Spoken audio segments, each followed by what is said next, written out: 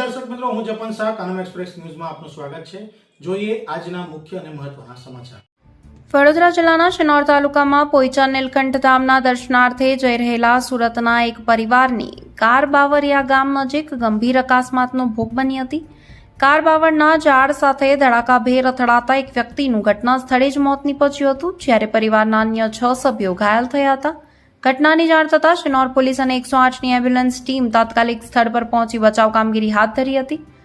પ્રાપ્ત માહિતી અનુસાર સુરતના નાનજીભાઈ ગલાણી પોતાના પરિવાર સાથે પોઈચા સ્થિત નીલકંઠ ધામના દર્શનાર્થે કારમાં જઈ રહ્યા હતા। તે દરમિયાન શિનોર તાલુકાના ઉત્તરાજ અને બાવરિયા ગામ વચ્ચે કાર ચાલકે સ્ટીયરિંગ પરથી કાબુ ગુમાવતા કાર રોડ પરથી ઉતરી જઈ બાવળના ઝાડ સાથે જોરદાર અથડાઈ હતી।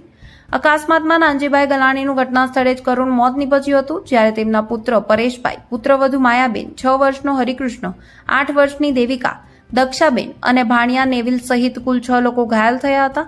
ઘટનાની જાણ થતાં શિનોર પોલીસ તથા 108ની એમ્બ્યુલન્સ સેવા સ્થળ પર પહોંચી હતી। ઘાયલોને તાત્કાલિક સારવાર માટે મોટા ફળિયા હોસ્પિટલ ખાતે ખસેડવામાં આવ્યા હતા, જ્યારે મૃતક નાનજીભાઈ ગલાણીને મૃતદેહને પોસ્ટમોર્ટમ અર્થે હોસ્પિટલ ખાતે મોકલી આપવામાં આવ્યા હતા। આ અકસ્માતથી સમગ્ર વિસ્તારમાં શોકની લાગણી ફેલાઈ ગઈ છે। શિનોર પોલીસે અકસ્માતનો ગુનો નોંધી વધુ તપાસ હાથ ધરી છે। સાંભળો વિક્રાંતસિંહ ચૌહાણે શું કહ્યું। રિપોર્ટર રાહુલ પ્રજાપતિ, શિનોર સાગલી। અમે બાવળિયાના રહેવાસીઓ છે। આ અવનર એક્સિડન્ટ થયા કરે છે। અહીંયા આગળ અમારા ગામના પણ 2-3 જણને વાગ્યું છે। જે આ રોડ તો બનાવ્યો અમારી માટે બહુ સારી વસ્તુ છે, રોડ બનાવ્યો એ, પણ એની જોડે જોડે બીજું એક કામ એવું કર્યું કે રોડની ધાર જે પૂરી છે ને એની પર મોટા મેન્ટલથી પૂરી છે। પ્લસ રોડની ધાર જે વખતે બનાવ્યો રોડ તે વખતે સાફ પણ નહીં કરી।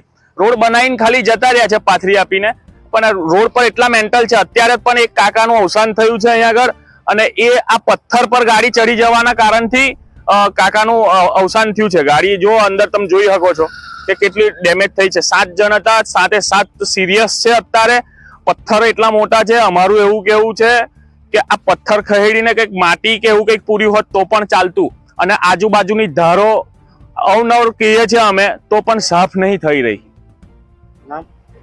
બાવળિયા ગામ છે। મારું નામ વિક્રાંતસિંહ ચૌહાણ।